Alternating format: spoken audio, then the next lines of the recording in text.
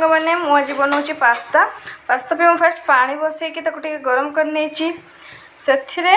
मुझे देवी किछि लुण अल्प टिके लुण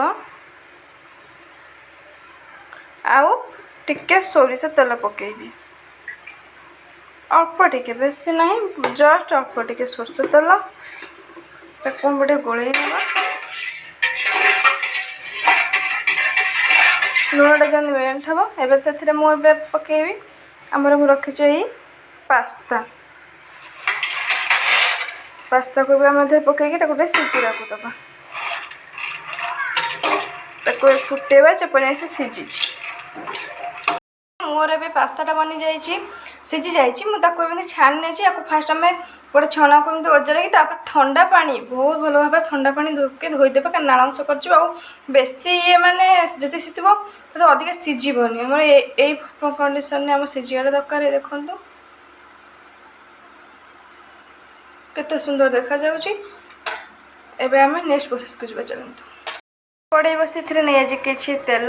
सोरष तेल एथिरे आम फास्ट दुटा कंचा लंका दे नवा से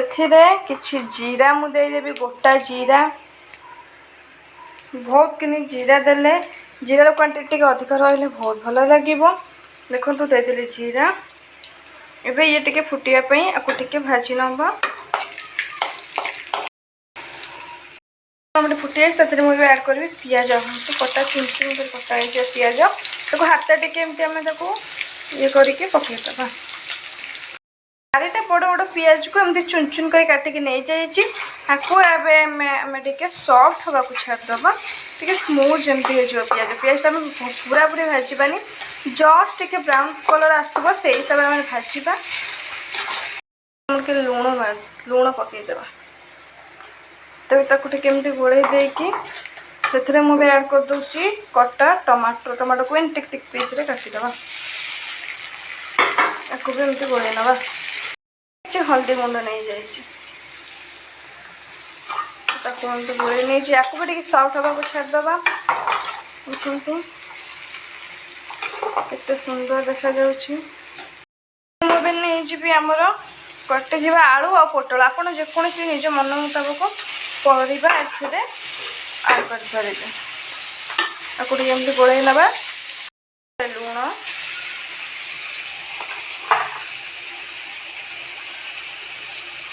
आउ हल्दी गुंड अल्प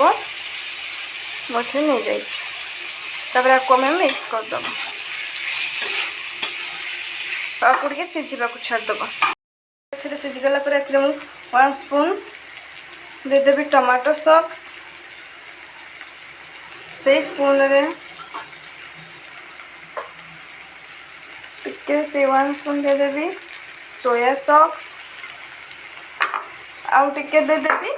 चिली सॉसटा पकेले कौन ना टे राग लगे खट्टा मीठा लगे मस्त लगे टिके चिली सॉस पकईदबा बस एबे सब को मिक्स करनबा दुकान मिलता जो पास्ता मसला को एबे मुझे देदेवी अल्प टिके पकईदेवी एबे मुझे जो पास्ता को सीझे रखी पास्ता को देदेवी